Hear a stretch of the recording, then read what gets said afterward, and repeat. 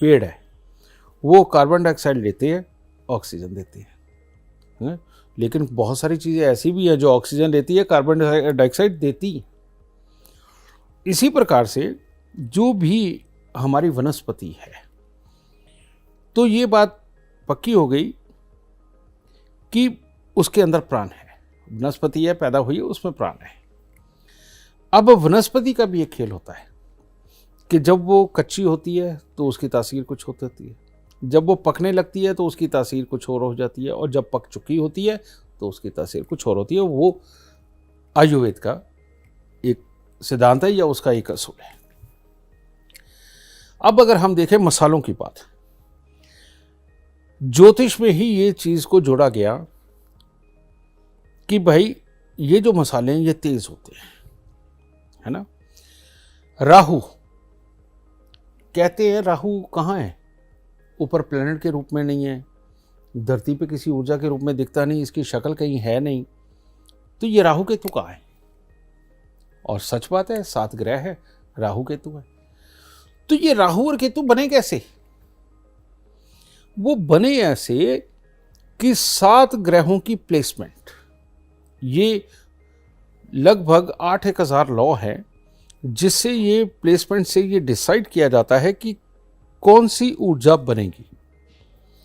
अब वो ऊर्जाएं अगर हम देखें तो वो तो बहुत तरह के नाम होने चाहिए थे, लेकिन नहीं, उन्होंने राहु की प्रेडिक्शन तो दे दी अच्छे और बुरे करके, ताकतवर और कमजोर करके, और लेकिन उन 7 ग्रहों की ऊर्जा के समावेश से जो रिजल्ट आना चाहिए, जैसे एग्जाम देता है ना बच्चा, इसमें इतने परसेंट, इसमें इतने परसेंट, इसमें इतने परसेंट, और बाद में टोटल आता है और उसको ए या बी डिफाइन कर दिया जाता है एबीसी में।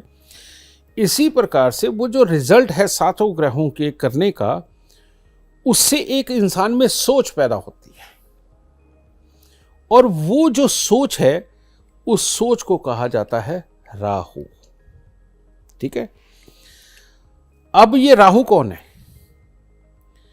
राहु ये यहां चला गया, हमारी सोच के रूप में वर्किंग करने लगा। अब वो सोच के अनुसार वो आंखों से देखता है, सोच के अनुसार कानों से सुनता है, और सोच के अनुसार सूंघता है, श्वास लेता है, समझे, और सोचता हुआ देखता हुआ ही खाता है, समझे। ये सारे द्वार है हमारे, ये सारे राहु के कंट्रोल में है, राहु के कंट्रोल में। अब राहु और केतु पहले एक ही थे, राहु था, अब सर कट गया, जो काट दिया तो अब वो बन गया केतु। लेकिन ये कटने के बावजूद भी एक दूसरे से जुड़े हुए हैं। अब तुम जिस चीज को देखोगी, जिस चीज को सूंघोगी, जिस चीज को सुनोगी, उसी के अकॉर्डिंग तो रिएक्ट करोगी। तो ये जो केतु है एक तरह का राहु का गुलाम है, समझ गए। और राहु कौन है? ये जो आंखें देख रही हैं, इन देखने की ताकत को राहु कहा गया।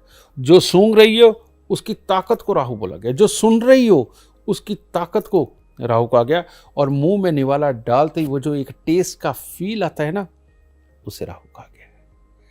और जब राहु खराब होता है, देखने की ताकत गलत होती है, सुनने की ताकत गलत होती है, सूंघने की ताकत गलत होती है, और टेस्ट की ताकत भी गलत होती है। इस दुनिया के अंदर बहुत दुनिया ऐसी है जिसको खाने में टेस्ट ही नहीं आता,